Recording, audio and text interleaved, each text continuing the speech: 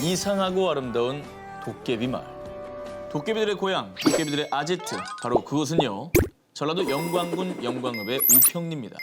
우리 마을에는 예로부터 전해져 내려오는 얘기가 하나 있지. 지금으로부터 약 500여 년 전. 이곳은 사람이 아닌 도깨비들이 살았던 곳이었는데요. 그러다가 이 도깨비터에 오명렬이라는 사람이 마을을 만들었고 이때부터 도깨비와 사람들의 트러블이 시작이 됐습니다. 사람들에게 마을을 빼앗긴 도깨비들은 밤마다 나타나 집을 부수고 사람들을 못 살게 굴었는데요. 아니 대체 우리가 뭘 해줘야 우리 안 괴롭힐 겁니까? 버티다 못한 사람들은 결국 도깨비들과 협상에 들어가고요. 이에 도깨비들은 이렇게 말합니다. 동서남북 사방에 다섯 그루의 나무를 심고 음력 10월 14일에 우리를 위해서 제사를 드려라. 그리고 자신들에게 제사를 드릴 때는 메밀묵과 소의 발목을 준비하라고 했다고 합니다. 특이하다. 소의 발목을 제사상에 놓으라고 한 이유는 이 마을이 소 모양처럼 생겨서라고 하는데요. 이 이야기는 우평리 사람들에게 구전되어 오는 설화고요. 실제로 우평리 마을 주민들은 말이죠. 도깨비들과 협상을 한 그때부터 지금까지 약 500년이 넘는 세월 동안 도깨비들을 위해서 매년 제사를 드리고 있다고 합니다. 그 급박했던 6.25 전쟁 당시에도 한 해도 거르지 않고 제사를 드렸다고 하는데요. 지금도 음력 10월 14일이 되면 도깨비에게 제사를 드리는 우평리 사람들. 오래된 느티나무에 금줄을 치고요. 도깨비가 처음 명한 대로 도깨비를 위해 심어진 5개의 나무를 돌며 삶은 우족, 배추, 밤, 떡을 묻는 행사를 진행한다고 합니다. 공유를 넘보는 원조 도깨비들. 지금부터 공깨비의 원조, 공깨비의 조상들을 소개해드립니다. 때는 무려 13세기 후반, 사람들 사이에는 이상한 이야기가 떠돌기 시작합니다. 바로 진지왕의 영혼과 인간 도하녀 사이에서 비형이라는 사내가 태어났다는 얘기죠. 영혼과 인간 사이에서 반신반인으로 태어난 비형은 특이한 출생만큼이나 생활 모습도 이상하고 아름다웠다는데요. 밤만 되면 밖으로 나가서 귀신들과 어울려 놀기 바빴고요. 새벽 종소리가 들리면 그때서야 귀신들과 헤어져 집으로 돌아왔답니다. 이렇게 사람들 사이에서 구전으로 전해진 비형의 이야기가 비형랑설화라는 이름으로 기록에 남은 것은 바로 삼국유사입니다. 이 설화 속 반신반인 비형이 최초의 도깨비 기록으로 인정받고 있고요. 참고로 교과서에 등장한 최초의 도깨비도 있습니다. 혹 때려다 혹 붙인 이야기, 혹부리 영감입니다. 그런데 사실 혹부리 영감의 원작은 우리나라 설화가 아닙니다. 일본의 고부도리 지상이라는 전래 민담으로요. 일제강점기에 우리나라로 들어와 혹부리 영감으로 전해지게 됐습니다. 공유의 조상격인 원조 도깨비는 그림으로도 나타났는데요. 조선 말기의 선비화가 허련은 1868년 채시효행도라는 작품을 완성하는데 그중에 9번째 그림인 귀화전도에는 저렇게 방망이 들고 있다. 방망이요? 저 도깨비 방망이 아니에요? 하지만 일반적으로는 빨간 불이라고 봅니다. 횃불. 저렇게 빨간 불을 든 도깨비가 등장합니다. 설화에 따르면 최홍념이라는 사내가 아버지의 무덤에서 돌아오는 길에 비바람을 만나 통곡을 하니 갑자기 도깨비 불이 나타나 사내를 이끌어줬다죠. 하네. 효자를 도와준 착한 도깨비인 거죠. 전국의 여심을 뒤흔든 공깨비보다 훨씬 먼저 우리 곁에 머물렀던 원조 도깨비. 우리의 매력에도 빠져보세요. 노랗고도 신비하신 도깨비 식구 6입니다. 그렇죠. 야, 제 말대로 됩니다. 진짜 유고서상 가나요? 가야죠. 진짜 저승사자면 어떤 이미지가 떠오르시나요? 원래 그 전설의 고향에 나오는 검정 도포에 얼굴 그렇지. 하얗고 무표정에 검정 가 쓰고 그게 우리가 흔히 상상하는 이제 동양의 저승사자 모습이고. 맞아요. 근데 진짜 저승사자는 바로 저 사진의 모습입니다. 어? 오, 저게 무슨 저승사자야? 당군 아니에요? 그냥? 패션 피플 같죠? 예. 저승기의 GD 같은 느낌이에요. 네, 그렇습니다. 예. 조선시대에 그려진 불화, 사신도 속의 저승사자의 모습. 그러니까 우리가 흔히 알고 있는 그 검은 두루마기 입고 얼굴 하얀 그런 모습이 아니었다는 거죠. 그러네. 자, 이렇게 드라마와 또 설화 속에는 닮은 듯 다른 저승사자들이 등장을 하는데요. 자, 드라마 속에서 박봉과 야근에 시달리는 미생 돋는 모습으로 모성애까지 끓게 만든 저승이처럼요. 설화 속 저승사자 역시 불철주야 열리라는 미생의 삶을 살고 있는데요. 자, 저승사자를 뜻하는 김차사의 차사. 이게 차사라는 말이 조선시대 벼슬 중에 하나라서 공무원으로 생각하시면 좋을 것 같습니다. 그런데 이 드라마 속 저승이는 관할 구역에 따라 홀로 업무를 수행했지만요. 설화 속 저승사자는 천왕사자, 지왕사자, 인왕사자 이렇게 총 3명이 3인 1조로 팀을 이뤄서 움직였다고 하고요. 그래요? 예, 그리고 드라마 속 저승이는 사망자의 이름이 적힌 카드 형태의 명부를 또 가지고 다니지 않았습니까? 그렇죠. 사인, 질식사. 근데 이와 비슷하게 설화 속의 저승사자들은 매일 적배지라고 하는 명부를 들고 다녔는데요. 제주도 지역에 내려오는 설화에 따르면 사망자 이름이 적힌 적배지와 본향당인 호적을 비교하면서 이 사람이 맞나 실수하면 안 되잖아요. 미리 확인을 하고 다른 사람을 데려갈까 봐 하는 사전 업무를 철저히 하고 일을 처리를 했다고 합니다. 자, 끝으로 진짜 저승의 성격도 알려드리겠습니다. 무서울 것 같아. 자, 드라마 속에서 융통성 없고 어리숙한 매력으로 매력 만점 저승의 성격 역시 웃긴 남자 진짜 좋아요? 설화 속 저승에 살짝 좀 비슷한 모습입니다. 저승사자 관련된 설화 중에 많은 비중을 차지하는 내용은 바로 실수담인데요. 특히 명부 확인을 아까 말씀하신 대로 잘못하면서 드라마 속 저승이 못지않은 허당끼를 한껏 발산하고 다녔습니다. 성격 비교 분석. 진짜 도깨비를 찾아라. 둘 중에 두 분께서 생각하는 우리나라의 도깨비는 어느 쪽입니까? 우리나라는 왼쪽입니다. 왼쪽이요. 뒤에 초가집이 있고요, 일단. 초가집. 저도 그 생각했는데. 두 도깨비 중에 우리나라의 도깨비는 없습니다. 내 말이 그 말입니다. 왜냐면 그 초가집이라는 설정 자체가 너무 인위적입니다. 저거는 이제 우리나라의 거임을 강조하기 위한 것이고요. 우리가 알고 있던 도깨비의 충격적인 대반전. 네. 사진 속에 뿔 달린 도깨비의 모습은 모두 일본의 요괴인 오니입니다. 지금부터 일본의 오니와 오랜 연구 끝에 밝혀진 우리나라의 도깨비를 전격적으로 비교 분석해드리겠습니다. 첫 번째, 비주얼. 일본 에도 시대에 정착된 오니의 모습은요. 빨갛고 파란 원색 피부와 흉측하고 긴 송곳니를 가지고 있고요. 짐승의 가죽을 둘러매고 부리부리한 두 눈을 무섭게 뜬 채로 한 손에 무시무시한 철퇴를 들고 있습니다. 반면에 우리나라 고유의 도깨비는 이와는 정반대로 사람의 모습을 하고 있습니다. 짐승 가죽 대신에 바지 저고리를 입고 있고요. 전현무인데요? 우리 전 기자만큼 무수한 많은 털을 가지고 있는 게 가슴은 저랑 특징입니다. 똑같거든요, 지금. 그리고 한 손에 나무 방망이를 들고 있는 것이 아, 다릅니다. 인간적이다. 귀엽다, 귀여워. 네. 그리고 가장 주목해야 할 비교 포인트, 바로 머리 위에 뿔입니다. 대부분의 사람이 도깨비 하면 가장 먼저 떠올리는 특징이 바로 뿔인데 네. 우리나라 고유의 도깨비에는 뿔이 없습니다. 뿔이 없구나. 그리고 뿔 대신에 옛날 평민들이 썼던 갓, 패랭이를 쓰고 있습니다. 비교 분석 두 번째, 성격. 험악한 형상을 한 오니는 성격이 아주 괴팍해서 인간에게 재앙을 가져다 주는데요. 하지만 우리나라 도깨비는요, 사람과 어울려 놀기를 좋아하는 장난꾸러기에다가 도깨비 방망이로 사람들에게 금은 보화나 음식을 만들어주는 인간에게 친숙한 착한 성격이고요. 끝으로 비교 분석 세 번째입니다. 정체성. 오니는 인간을 벌하는 잔악무도한 요괴죠. 그래서 일본에서는 퇴치의 대상이었던 반면에 우리나라의 도깨비는 숭배의 대상입니다. 부와 풍요를 가져다 준다고 믿기 때문에 삼국시대와 고려시대엔 도깨비를 신으로 섬기기도 했었고요. 자, 이렇게 일제강점기 이후 달라도 너무 달라져 버린 우리나라 도깨비. 푸현식구를 보신 여러분, 이제 뿔 달린 도깨비를 포착하면 당당하게 말씀하십시오. 우리나라 도깨비엔 뿔이 없다! 뱀파이어는 실존했다? 어두운 밤, 무덤의 관뚜껑이 스르르 열리면서 뾰족한 송곳니를 반짝이며 누군가의 피를 빨아먹는 잔인한 흡혈귀. 두 기자님은 뱀파이어의 존재를 믿으십니까?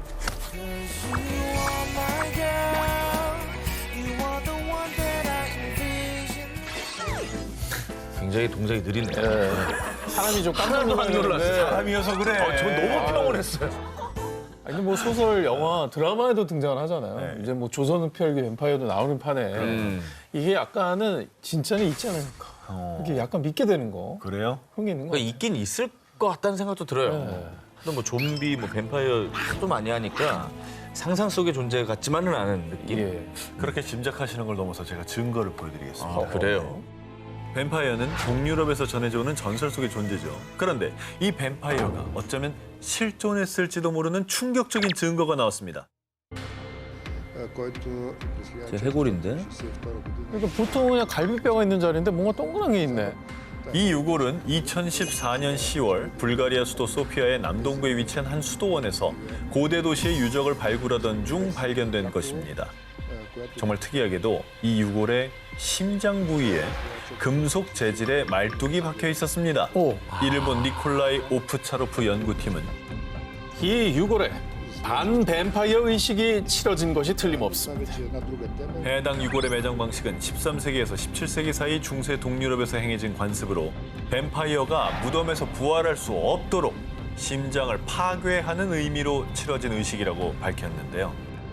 영화를 보면은 뱀파이어 처치하려고 은십자가 이거를 뱀파이어 심장에 박잖아요. 맞아. 실제로 그런 행동을 했다고 하니까 놀라운데요. 자, 그런데 말입니다.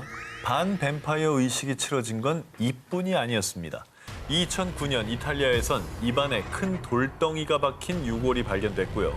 2015년 폴란드에선 낫으로 목과 골반 등을 고정시킨 유골이 발견되는 등 뱀파이어로 추정되는 유골들이 유럽 각지에서 발견됐습니다. 그런데 일각에서는 중세시대의 권력층들의 치열한 권력 암투 끝에 뱀파이어로 몰려 잔혹하게 희생당한 흔적으로 추측하기도 했고요. 한편으로는 중세시대를 덮친 공포, 흑사병 전염의 원인으로 지목돼 이처럼 끔찍한 방식을 통해 죽음을 맞이한 것으로 추정하기도 했습니다. 만약에 사실이면 이제 유골 그 주인 마녀 사냥을 당한 불쌍한 희생자인 거잖아요. 그럴 수 있죠. 예. 예. 뱀파이어라고 했을 때는 그 존재 자체가 무서웠는데 이런 얘기를 들으면 한편으로 희생자일 수도 있으니까 억울하게 희생됐을 것 예, 억울한 마음도 들긴 하네요. 심장에 말뚝이 박힌 유골. 과연 전설 속 뱀파이어는 정말 실존했던 걸까요? 그렇다면 그들은 지금 어디로 사라진 걸까요? 거기에 그 누군가가 살았다 싶고 18위 공개합니다. 6,500만 년 전 멸종한 익룡 발견. 허베이 성에서 1억 6천만 년 전 익룡 화석 발견. 2억 년 전 익룡 아르헨티나에서 발굴. 약 2억 년 전 중생대에 존재했다고 알려진 익룡. 그런데 약 6,500만 년 전에 멸종된 것으로 알려진 익룡이 지금 현재까지 살아있다면 믿으시겠습니까? 이거는 말이 안 되는 것 같은데? 근데 이게 가끔 저기 야산에서 촬영하면 저 익룡만한 나방을 본 적은 있어요. 그러니까 너무 놀랐어요. 그런 새인 줄 알았어, 새. 예, 나방도 그렇게 상상을 초월하는 크기가 있으면 예. 저런 녀석도 어딘가 있을 것 같은 느낌이 드는 거예요. 우리의 상상을 뛰어넘어서. 전현무 씨 약간 살아있으시네, 아직 동심이. 근데 그러기에는 저게 덩치가 크니까 네네. 뭐 누구 눈에라도 띄지 않았겠어요? 자, 그런데 말입니다. 화석이 아닌 살아있는 익룡이 실제로 목격됐습니다. 심지어 카메라에 생생히 찍혔는데요. 독수리잖아. 아니야, 저게 무슨 독수리야?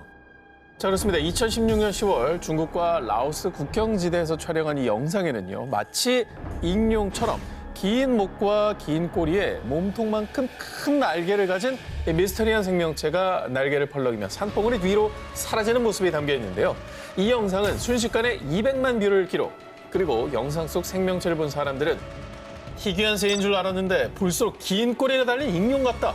또 다른 사람들은 진짜 익룡이 살아있을 리 없다라고 반박하는 등 이 미스터리한 생명체를 둘러싸고 열띤 논쟁이 벌어졌습니다. 야, 아니 뭐 익룡이 사실 지금까지 살아있을 리가 없죠. 그런데 저 영상은 그럼 도대체 뭐냐고. 돌연변일 수 있지. 뭐해? 새. 어떤 새? 그것까지 내가 조류학자가 아니거든요. 왜냐면 아니, 요즘에 그러니까 이게 환경오염이 말이- 심하니까. 네. 그래서 새가 꼬리가 길어졌다? 그럴 수도 있고, 이거 공작새일 수도 있는 거 아닌가? 과연 무엇일까요? 이 익룡으로 추정되는 괴 생명체가 중국에서 또다시 목격이 됐습니다. 잠깐만, 뭐지? 학이잖아. 이게 무슨 학이야? 꼬리가 이렇게 돼. 꼬리가 이렇게 돼. 물고기처럼. 그렇습니다. 중국 장가계에서 목격된 괴 생명체 역시 긴 목과 긴 꼬리, 큰 날개를 가지고 있었습니다. 영화 아바타 찍은 데가 장가게 아니에요? 장각이죠. 그죠? 네. 그 아바타에 나오는 새 토르크인가 그 녀석도 익룡하고 좀 닮았잖아요. 아, 그 주인공들 타고 다니는 거? 네. 그러면 그러네. 그 영화 제작자가 장가게 보고 쟤를 보고 힌트 영감을 얻은 게 아닌가? 저 관광객들이 저걸 찍었다는 얘기인데 저렇게나 선명하게 나타났으면 한 명이 본 건 아닐 거란 말이에요. 그럼요. 제가 저게 3일 있었거든요. 3일 내내 장가기를 올라갔다 내려갔다 했는데 나는 못 봤어요. 같은 날 같은 장소에서 영상이 3개 이상 있다 그런 얘기죠.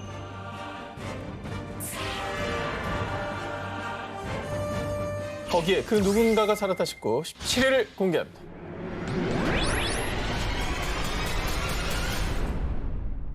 소설 걸리버 여행기 속에 등장하는 거인국. 주인공인 걸리버가 자신의 키보다 12배나 큰 거인족이 사는 나라에 방문해 갖은 순환을 겪은 이야기. 다들 기억하실 겁니다. 그런데 소설 속에 나오는 이 거인족이 실존했다면 여러분은 믿으시겠습니까? 뭐 또 그 얘기 하려고 그러는 거 아니에요? 그 북극의 지하로 내려가는 구멍이 뚫려 있어서 글로 내려갔더니 거인족이 살고 있다는 지난주에 했던 거잖아요. 자, 우리가 공룡을 단 한 번도 실제로 본 적이 없지만 공룡이 존재했다는 사실은 화석을 통해 알잖아요. 그렇죠. 자, 그런데 이 거인족의 화석이 발견됐습니다. 정말? 발견되면 믿을 수 있는데. 화석입니다. 야, 여러분. 이거는 증거 아니에요, 이게? 증거죠. 2012년 남아프리카 공화국과 스와질랜드 국경 사이에 위치한 음팔루지 마을 인근에서 탐험가인 마이클 텔링거가 이 거대한 발자국 화석을 발견한 건데요. 이야, 발이 사람 키만 하네. 그럼 진짜 사람 발자국 모양인데? 그는 발자국 화석의 크기가 무려 1.2m에 달하는 것으로 보아 이 발자국 소유자의 키는 7.5m에서 8m 정도 됐을 거라고 추측했습니다. 아무리 커도 사람 발 크기가 30cm잖아요. 그러니까. 근데 저게 1.2면은 와 거의 초등학생 키만큼 발이 크다는 건데? 와 그럼 거인족이 진짜 있었다는 건가? 탐험가 텔링거는 이 거인족 발자국 화석을 공개하면서요. 이 발자국이 찍힌 화강암 화석은 최소 2억 년 전, 최대 30억 년 전에 생겼을 것으로 추측됩니다. 아니 2억 년이랑 30억 년은 너무 차이가 큰데요. 어차피 그리고 화강암 화석이라는데 네. 그게 사실 굉장히 뜨거운 마그마가 굳어져 생기는 그렇죠. 돌 아니겠습니까? 거기에 또 발자국이 이렇게 남아있다는 게 자, 그렇습니다. 일각에서는 1200도씨의 뜨거운 마그마를 밟아야 화강암에 화석이 생기는데 생명체가 그 온도를 버티는 건 사실상 불가능하다고 반박. 근데 생각해보니까 만약에 키가 8m나 되는 거인이 있었다면 뭔가 이 꼭 우리 인류의 확대형이 아니라 아예 신체 구조가 좀 달랐을 수도 있잖아요. 그러니까 그렇죠. 이걸 너무 우리랑 똑같이 생겼을 거라고 생각하는 것도 옳지 않을 수도 있을 것 같아요.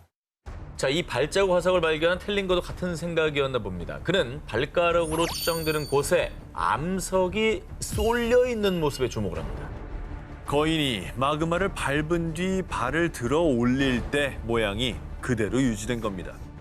하지만 그 이후 이 발자국 화석이 언제 어떻게 생기게 됐는지 그 정체는 무엇인지 아직까지는 정확히 밝혀지지 않고 있습니다.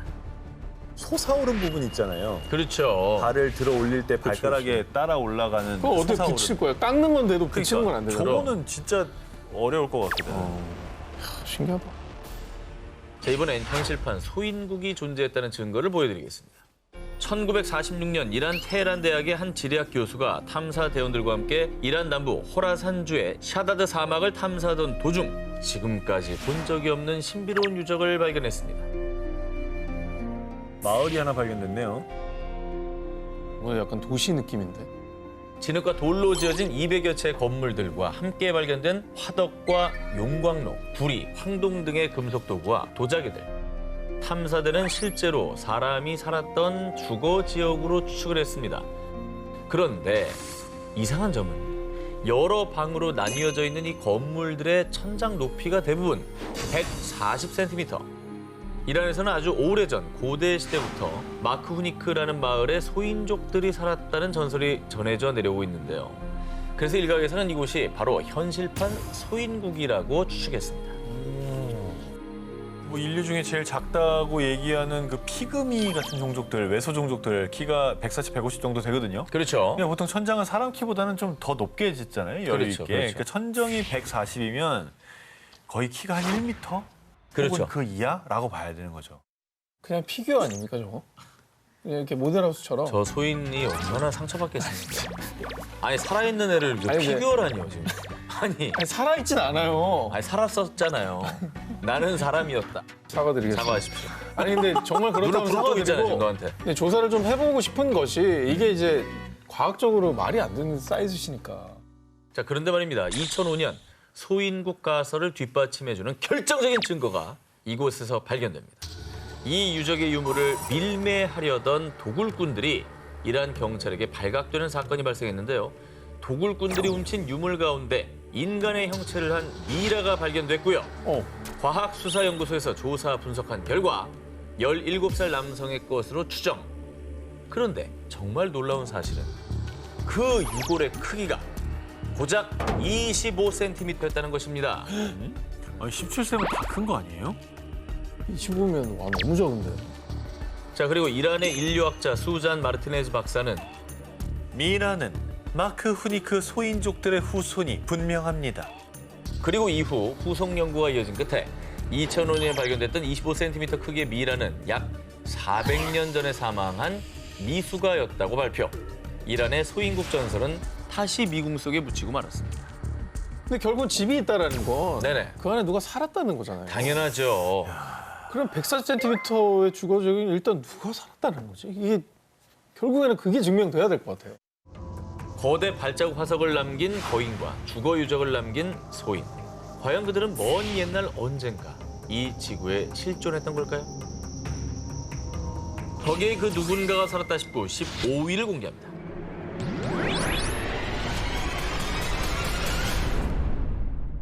(2007년 5월) 멕시코의 수도 멕시코시티에서 약 50km 떨어진 작은 도시 메테펙. 이곳에서 농장을 운영하던 마라오 로페즈는 창고에서 들리는 아주 기괴한 울음소리의 정체를 찾아 나섰는데요. 그런데 대체 이게 뭐야? 지금까지 살면서 단 한 번도 본 적이 없는 괴 생명체가 쥐덫에 걸려 발버둥 치고 있는 겁니다.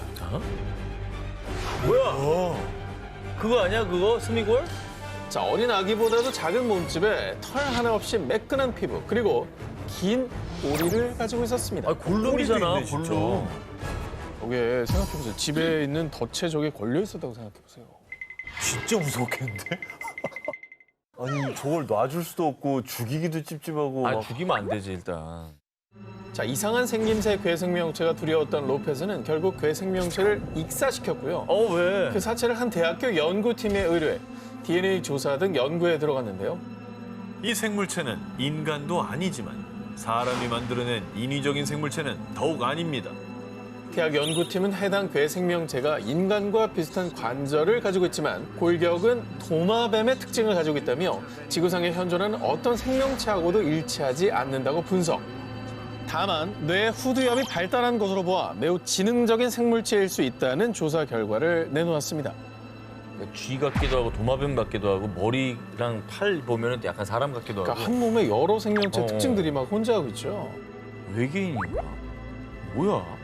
실제로 괴 생명체가 발견된 지역이 UFO가 빈번하게 목격되는 곳이라 괴 생명체가 아기 외계인이라는 추측이 확산되기도 했습니다.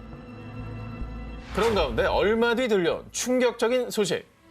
괴 생명체를 가장 처음 발견했던 로페즈가 마을 인근 도로변 위 불에 탄 채 버려져 있는 차량 안에서 숨진 채 발견된 겁니다. 어머!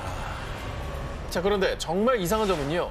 로페즈의 시신에서 다른 외상이나 타살의 흔적은 전혀 발견되지 않았다는 건데요. 이에 일각에서는 죽은 아기 외계인이 저주를 내린 거다라는 주장까지 제기됐습니다. 똑같이 이 물에 익사시킬 때 어디 가뒀을 거 아니에요? 꼼짝 못하게. 꼼짝 못하게 차 안에 가둬놓고. 같은 방식으로 이제 복수를 당한 거예요. 네. 타살한 적이 없다 그러니까 외계인의 소행일 수 있잖아요. 그렇죠. 인간의 흔적이 아니니까. 자, 과연 농장에서 발견된 괴 생명체의 정체는 아기 외계인이었을까요? 만약 외계인이 맞다면 그는 외계인에게 복수를 당했던 걸까요? 거기에 그 누군가가 살았다 싶고 13위를 공개합니다. 이번 특종은 고고학계에 큰 논란을 일으킨 물체입니다. 루마니아 클루지나 포카 지역의 한 박물관에서 기원불명이라고 표기돼 전시됐습니다. 이게 왜? 뭐야? 먼저 이 물체에 대해서 설명을 좀 해드리겠습니다. 이 물체가 1973년 루마니아 중부 아이우드 지역에서 건축 공사를 하던 중에 지하 약 10m 지점에서 발견됐습니다. 길이는 20cm, 폭은 12.5, 두께는 7cm고요. 특히 저 오목한 부분, 한눈에 봐도 누가 기계로 정밀하게 가공한 것처럼 보이죠? 그렇죠. 이 물체의 정확한 용도 파악을 위해 스위스 로잔의 한 연구소에서 탄소 연대 측정을 실시한 결과 이 물체는 25만 년 전에 만들어진 것으로 보입니다. 라고 발표. 그런데 말입니다. 더욱 충격적인 것은 기계로 정교하게 깎아서 만든 듯한 이 물체의 주 성분은 알루미늄. 알루미늄을 가공해 만든 것이었습니다. 25만 년 전에 알루미늄을 가공한다고요? 그러니까요. 구석기 시대 아니에요? 아니, 알루미늄은 전기를 이용해서 합성으로 만들어진 그 금속 아닙니까? 그러니까 이게 현대 기술로 만들어진 그런 어떤 분석에 가까운 건데. 문과인데 상당히 많이 알아요. 아니, 이 재련 정도 기술, 다 알죠. 아니, 재련 기술이라는 게 이게 이론은 적용을 해도 이 에너지 여론이 없으면 못 뽑아내는 거잖아요. 근데 이제 알루미늄은 인위적인 그거나. 재련 기술이 없어도 네. 자연적으로 어떻게 알루미늄이 형성된 걸 이렇게 갖다 쓴 게 아니, 아니에요. 근데 전기로 만드는 거. 자연적으로 만들어질 수 있지 않아요, 알루미늄? 번개 착 해가지고 이렇게. 지각에 매장된 원소인 알루미늄을 인류가 발견해서 알루미늄이라는 이름을 붙인 게 1807년입니다. 19세기잖아. 이 알루미늄을 재련해서 포크와 같은 물건으로 가공하고 생산해서 사용하기 시작한 것은 1856년부터고요.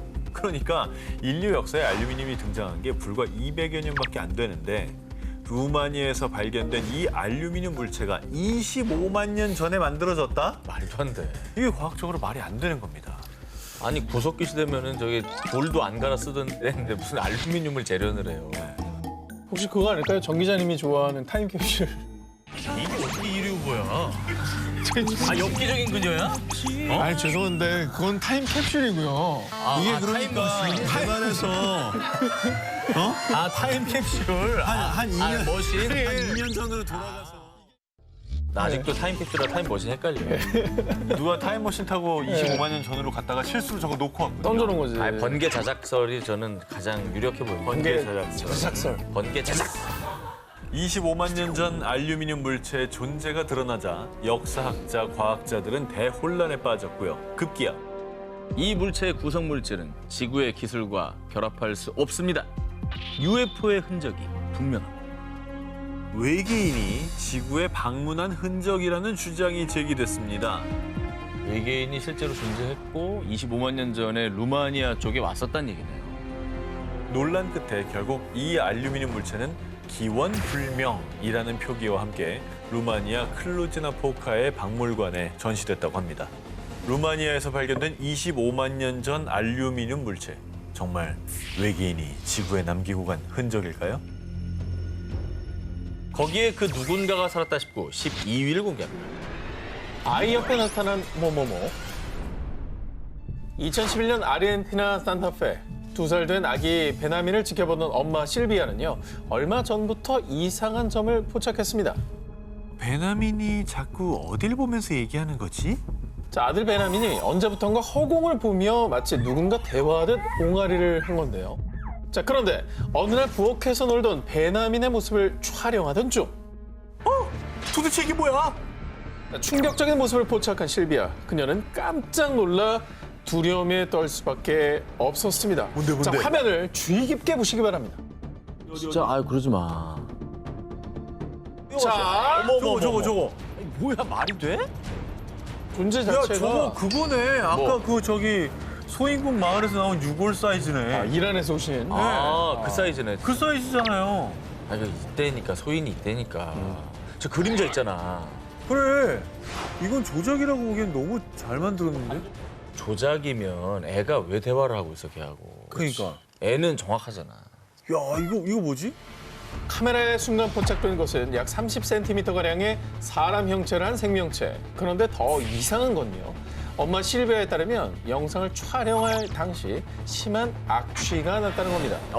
그리고 영상을 촬영한 이후에도 아들 베나민이 계속 어딘가를 보며 누군가 대화하거나 주변에서 종종 알 수 없는 악취가 나는 등 이상한 일이 반복되자 2014년에 영상을 공개했는데요. 당시 이 영상이 공개되자마자 사람들 사이에선 전설 속 집요정, 두엔데나 고블린 아닐까? 고블린 닮았다. 그런 게 어딨어. 분명 가짜다 한 표라며 뜨거운 반응이 이어졌습니다. 아까 제 그 뛰어갈 때 귀가 이렇게 돼 있었거든. 그렇죠. 고블린하고 비슷하네. 자, 그런데 말입니다. 여기서 놀라운 사실은 라틴 아메리카 일대에서는 집요정 두엔데에게 악취가 난다고 알려져 있는데요. 자, 그렇다면 이게 뭘 뜻하는 거겠습니까? 두엔데네. 아까 악취가 있었다고 했잖아요. 그렇죠. 쟤도 겁먹은 거야 지금 뛰어가는 거 보니까. 그러니까 애들하고만 소통하고 어른하고는 얘기하고 싶지 않은 거죠. 무서우니까. 그러니까 요정이네. 어른 눈에서 안 나타나려고 그러고 애기들하고만 얘기를 한다. 이렇게 생각하면 그나마 좀 이해가 되긴 하는데 어쨌든 저거는 우리는 못 보던 생명체인 거잖아요. 자, 이뿐만이 아닙니다. 어. 그리고 더욱더 놀라운 사실. 베나민 곁에 나타난 요정이 영상에 포착된 건 한 번뿐이 아니었습니다. 진짜요? 저 지금 어디? 기어다니네. 옆으로 기어가는 거 보이시죠? 쟤는 또 아까 좀 작아졌는데? 작은데? 이에 당시 사람들 사이에서 요정의 실존 여부에 대해 또 한 번 뜨거운 논쟁이 벌어졌습니다. 근데 이제 해코지를 안 한 거 보면은 진짜 집요정이 가능성이 높아요. 오히려 아기를 챙겨준 것 같기도 하고. 배나민을 지켜주는 거고 얘랑 친구하고 싶은 거지. 근데 이제 엄마 나타나면 무서우니까 이렇게 도망가고. 아 근데 부모 입장에서는 완전 두렵죠. 무섭지. 완전 아, 무섭지. 이상하지. 그치. 저게 언제 마음을 바꿔먹을 줄 알아요. 그러니까 소통을 좀 해봐야 되는데. 아 근데 저 정도면 배나미는 호그와트로 보내야 되는 게 아닌가. 해리포터에서 좀 나오세요. 아니 갑자기? 너무 해리포터잖아요. 아이의 곁에서 포착된 것은 정말 집을 지키는 집요정일까요? 아니면 진짜 집요정이라면 어쩌면 아이를 돌봐주다가 정체를 들킨 건 아닐까요?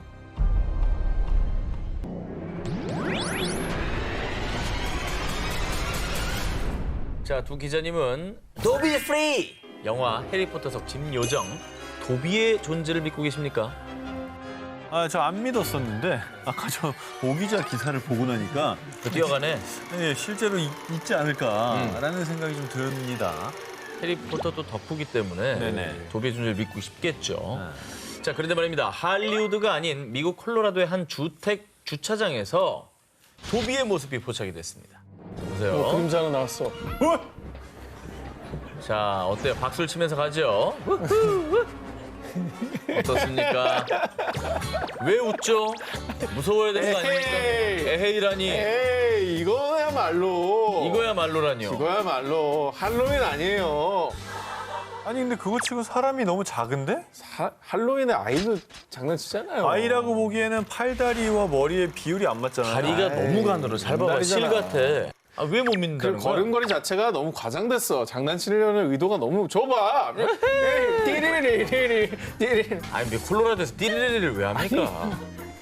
도비와 너무나 흡사한 모습. 게다가 진정한 자유를 얻었다는 듯 신나 보이는 저 경쾌한 발걸음. 도비 프리를 온몸으로 표현하고 있는 것 같지 않습니까? 박수를 치지 않습니까? 아니 뭐 자유를 얻었다 이런 건 잘 모르겠고 그냥 걸어가는 것 같기도 해요. 저 억지로 믿는 거 아니죠? 아니 난 진짜 믿고 있어. 아니면 아니면요. 위에서 천장에서 인형을 이렇게 조종하는 걸 수도 있지. 문제의 영상 속 괴생 명체는 2019년 6월 미국 콜로라도에 사는 비비안 고메즈가 우연히 집 주차장 CCTV를 확인하는 중에 발견을 했습니다. 이후에 고메즈는 일요일 아침에 카메라에 찍힌 이런 걸 확인했어요. 이게 대체 뭘까요? 개가 서서 갔나? 그 개가 서서 간 거라면 오히려 난 이해할 수 있을 것 어떻게 같아. 그걸 이해를 해? 아니, 비슷하잖아. 저. 개가 서서 가는 게 더 신기한 거야. 그게 더 저기 구독수가 더 많이 나오지, 조회수가. 개가 이러고 다니면. 걔가 그렇게 해서- 개가 박수를 치고 간다고? 아니 가끔 영상 말이 되는 소리를 해야지. 가끔 영상 보잖아 그런 거. 도비는 어쨌거나 조앤 케이 롤링이 만든 존재잖아요. 상상 속의 존재이니까 저는 아직도 약간 누가 약간 할로윈 장난친 게 아닌가. 그렇습니다. 일각에서는요. 고메즈 아들이 머리에 반바지를 거꾸로 쓰고 장난치고 있는 것 같은데. 에이, 도비가 어딨어. 영상 조작했네.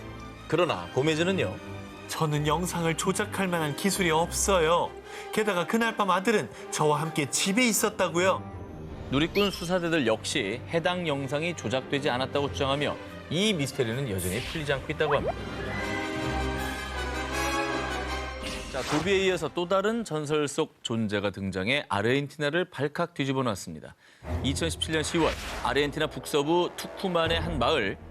조용하던 마을에 한순간 울음 섞인 소녀들의 비명이 울려 퍼졌습니다. 거의 울부짖네. 산책 중이던 두 소녀. 근데 갑자기 숲속에서 정체불명의 괴생명체가 다가오자 소녀들은 혼비백산하며 도망쳤던 겁니다. 뭔가 되게 겁에 질리긴 했는데? 그리고 소녀들이 말한 고블린은요. 우리나라의 도깨비 같은 서양의 전설 속 요정으로요. 말이 요정이지 고블린의 취미자 특기는 인간들 괴롭히기라고 합니다. 애기들은 더 저런 걸 다 믿을 나이니까 정말 고블린이 나타났다고 생각하면 되게 무서워했을 것 같아요. 자, 그런데 말입니다. 아르헨티나에서 고블린이 나타난 게 이번이 처음이 아니었습니다. 약 8개월 전인 2017년 2월 아르헨티나 산티아고 델 에스테로. 축구를 하던 소년들의 곁으로 다가온 괴생명체. 여기 뭐 오죠? 저기 뭐예요? 저기 어깨도 있고 그죠? 다리도 있고 팔도 있고 약간 뭐지? 그런 모양이네. 근데 자꾸 애들만 있는 곳에 나타나는 거죠? 고블린이 그러면 아이를 좀 괴롭히는 걸 좋아하나요? 그렇습니다. 고블린은 특히 어린이들을 괴롭히길 좋아한다고 알려져 있는데요.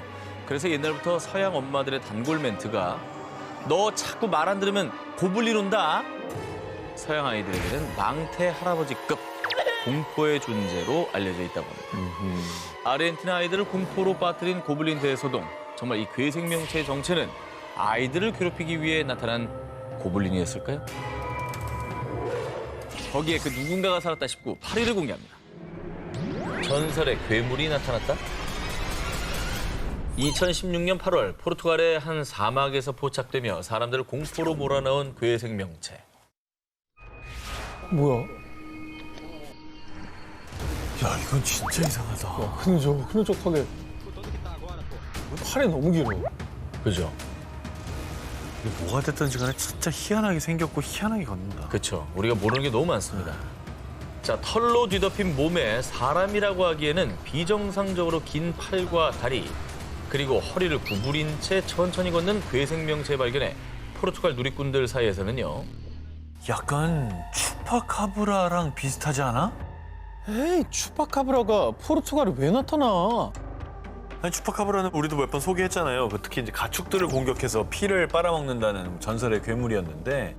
근데 뭐 털로 뒤덮인 몸과 두 발로 걷는다는 특징은 추파카브라랑 좀 비슷한 것 같긴 한데. 네네. 근데 추파카브라는 아메리카 대륙의 괴물이잖아요.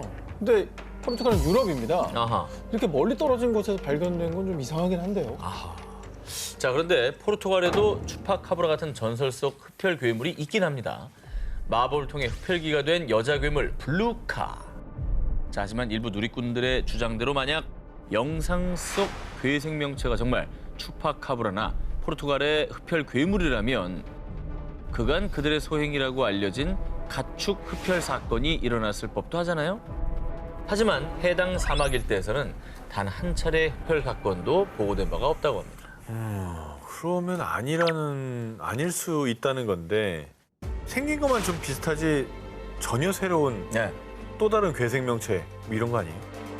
포르투갈 사막에서 발견된 괴생명체의 정체는 여전히 밝혀지지 않은 것으로 전해졌는데요. 사람들을 혼란에 빠뜨린 이 괴생명체의 정체는 과연 무엇이었을까요? 거기에 그 누군가가 살았다 싶고 7위 공개합니다. 이곳에 찍힌 미스터리 생명체. 지난주 잃어버린 세계를 찾아서 19에서 마지막 원시 대륙으로 불리는 이곳에 대해서 소개해드렸는데 두 기자님 기억하십니까? 아, 극지방 아닙니까? 맞아요. 두 개 중에 하나로 좁혀졌어요. 남극! 아, 그걸 틀리네. 북극!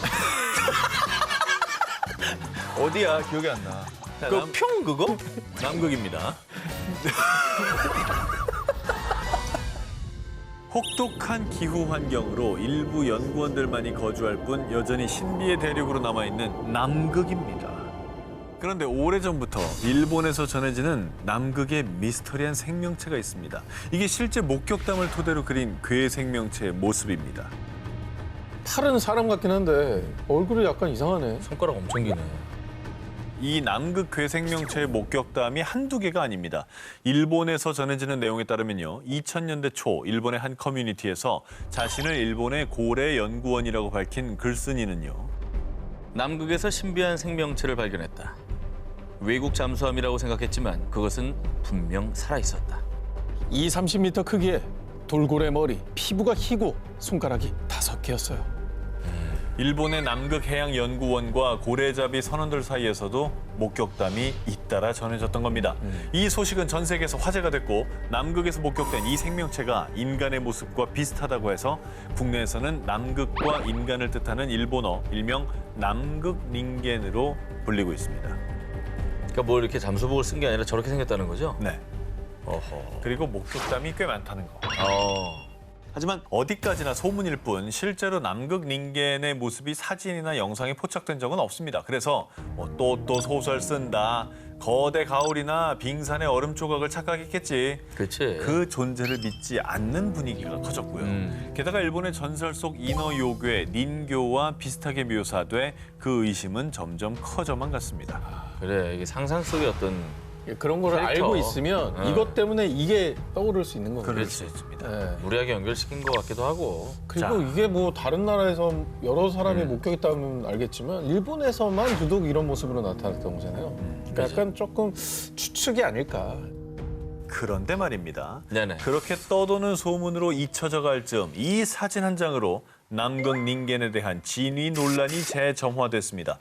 바로 2002년 세계적인 포털 사이트 G사의 위성 지도 서비스에 그것도 남극 인근에서 정체불명의 괴 생명체가 포착된 겁니다. 앞서 보여드린 남극 닌겐의 상상도와 흡사하지 않습니까? 상어 아니야? 그게 인공위성에서 찍었는데 저 정도로 나올 정도면 네. 되게 그래도 큰 거예요. 아 근데 진짜로 갑자기 위성 사진을 보니까 약간 태도가 좀 바뀌어지긴 하네요. 그러니까요. 네, 뭔가 있지 않을까 싶어요. 저렇게 생긴 게 없으니까 크고.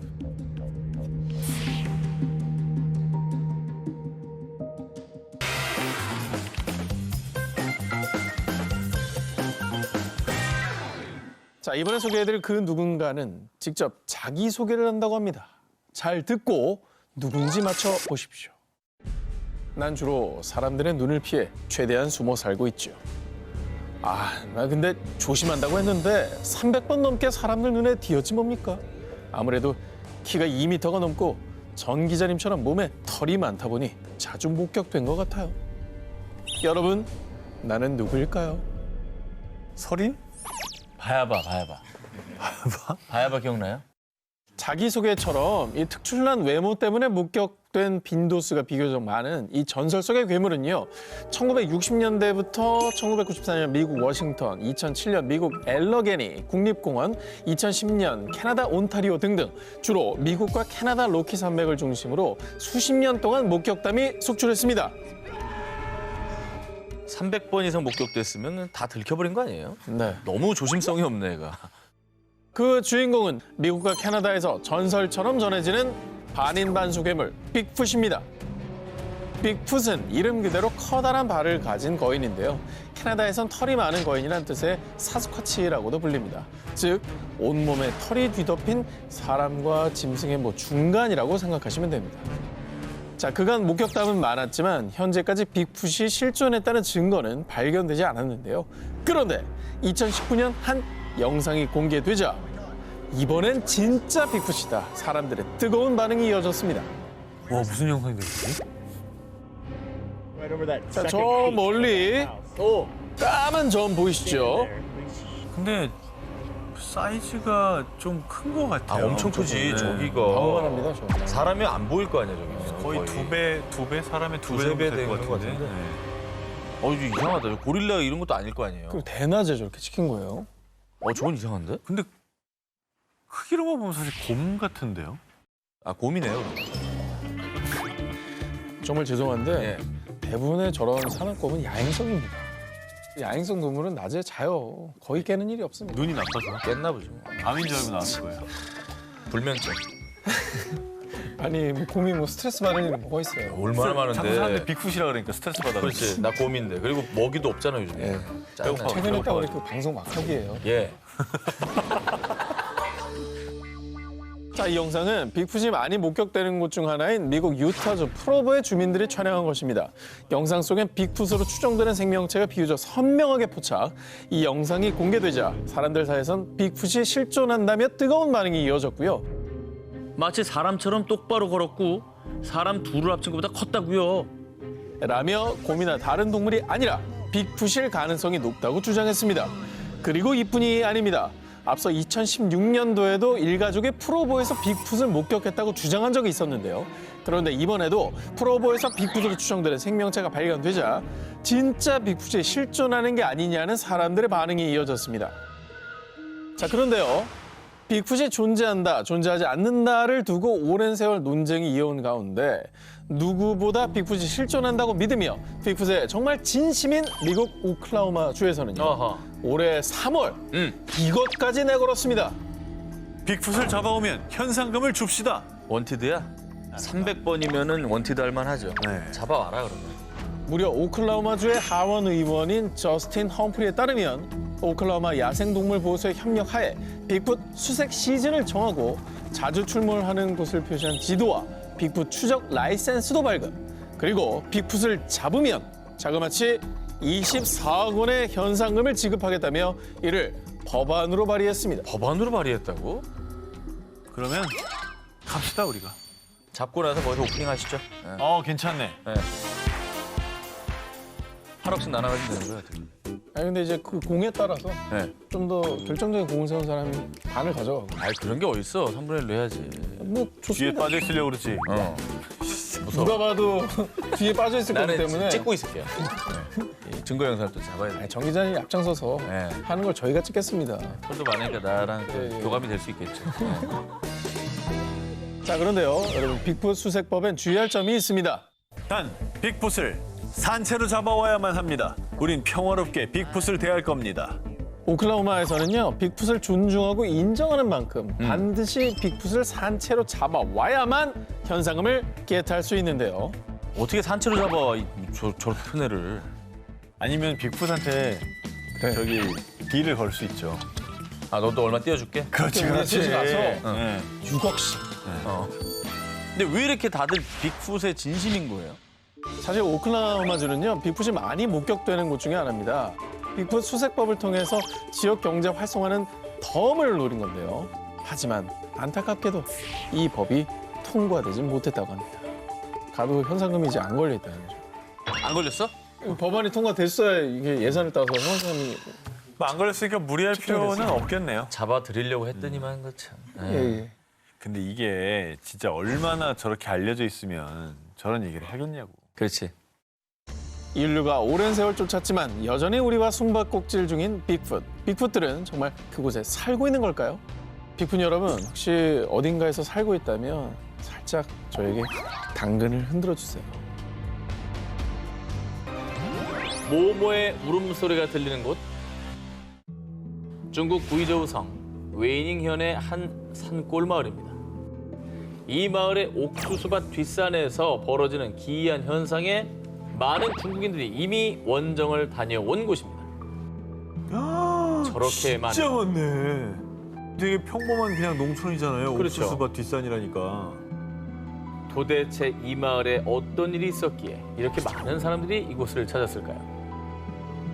2020년 6월 어느 날부터인가 이 마을의 옥수수밭 뒷산에서 정체를 알 수 없는 오싹하고 기이한 소리가 들리기 시작했습니다.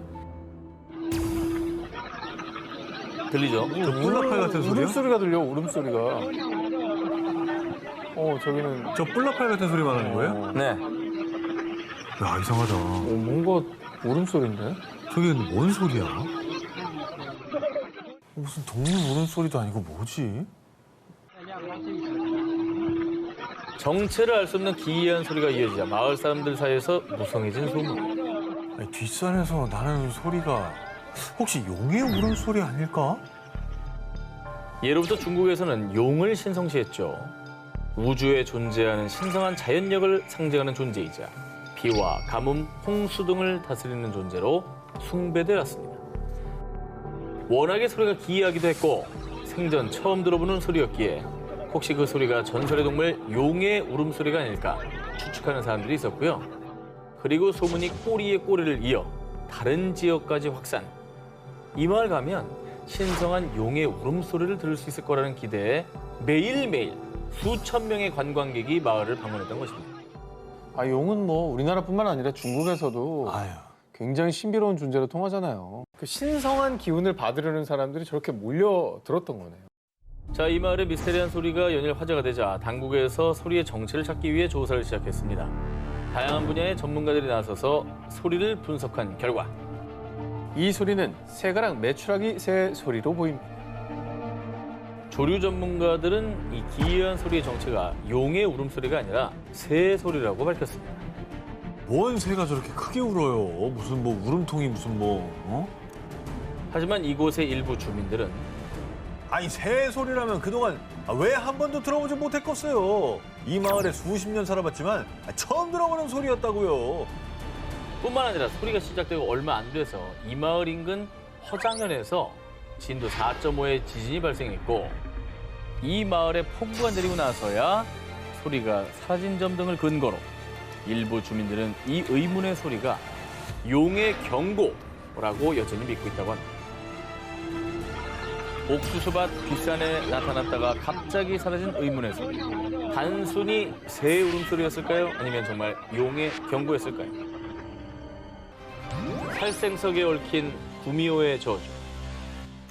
이 이야기는 일본 고치기현 나스마치 지역에 전해져 내려오는 것으로 구미호가 봉인돼 해로운 기운으로 사람과 동물을 죽인다는 이름하여 살생석이라는 무시무시한 바위에 대한 전설입니다. 그건 진짜 전설이 일단 어마어마할 것 같은데요. 되게 궁금하네. 뭐 구미호는 뭐 전설의 고향 단골 소재니까 음. 어떤 스토리일지도 기대되네요. 일본 헤이안 시대 말기였던 12세기. 도바 일왕이 절세미인인 다마모노 마에가 입궁한 뒤부터 병으로 앓아눕자 사람들은 다마모노를 구미호라고 생각. 그녀를 화살로 쏘아 죽였습니다. 에이. 그런데 다마모노가 죽던 그 순간 주변 화산에서 가스가 분출. 그때 만들어진 화산석 하나가 유독 가스를 내뿜어 사람과 동물 등 생물을 해치자 사람들은 해당 바위를 살생석이라 부르며 구미호 다마모노의 혼이 봉인돼 있다고 믿었습니다. 900년 넘게 유독가스를 내뿜고 있는 거면은 확실히 저 돌은 범상치 않아요. 그렇죠. 자, 그런데 말입니다. 2022년 3월 SNS를 통해 공개된 사진 한 장. 뭐야? 누가 자, 깼어? 사진에는 전설의 살생석이 두 동강 나 있었고요. 심지어 주술적 의미로 둘러뒀던 밧줄까지 끊어진 상황이었습니다. 뭐야, 저런 돌이 저렇게 반쪽이 날 수가 있어요? 아, 전 저런 걸 뭐 믿든 안 믿든 저 불길한 행동은 좀 안 했으면 좋겠어요. 저거는 누가 깬 거예요? 일부러 깬 거 같아 나. 진짜? 지역 언론은 균열이 있던 암석에 빗물이 스며들어 바위가 자연스럽게 약화된 거라고 주장. 그런데 정말 구미호의 저주라도 시작된 걸까요? 살생석이 두 동강 난 10일 뒤 인근 후쿠시마현 해역에 규모 7.3의 강진이 발생. 3명이 숨졌습니다. 뭔가 안 좋은 일이 자꾸 일어나네. 그렇죠. 약간 이게 시작이면 불안한 거죠. 아하. 자꾸 이상한 일이 자꾸 일어나면 저 돌이 깨지면서 불길한 기운이 튀어나왔다라고 생각하기가 쉽잖아요. 900년간 구미호의 혼이 깃들여 있던 살생석의 분열. 정말 구미호의 저주가 시작된 걸까요?